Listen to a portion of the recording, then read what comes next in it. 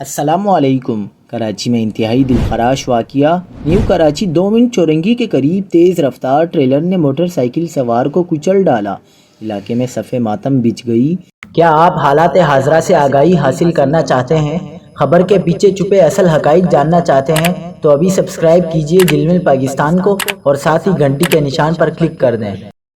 آپ کو بتاتے چلیں کہ کراچی کے علاقے نیو کراچی 2 منٹ چورنگی کے قریب تیز رفتار ٹریلر نے موٹر سائیکل کو کچل ڈالا، جس کے نتیجے میں ایک شخص موقع پر ہی جاں بحق جبکہ دوسرا شدید زخمی ہو گیا۔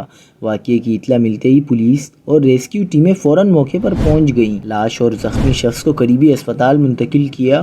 پولیس کے مطابق زخمی کی حالت تشویشناک بتائی جا رہی ہے۔ حادثے کے فوراً بعد جائے وقوع پر موجود مشتعل افراد نے ٹریلر کو روک لیا اور فرار ہونے کی کوشش کرنے والے ڈرائیور کو پکڑ کر شدید تشدد کا نشانہ بنایا۔ علاقے میں صورتحال کشیدہ ہونے پر پولیس کی بھاری نفری نے موقع پر پہنچ کر مشتعل ہجوم سے ڈرائیور کو چھڑایا اور اسے زخمی حالت میں اپنی تحویل میں لے لیا۔ پولیس نے حادثے کا سبب بننے والے ٹریلر کو بھی ضبط کر کے تھانے منتقل کر دیا ہے۔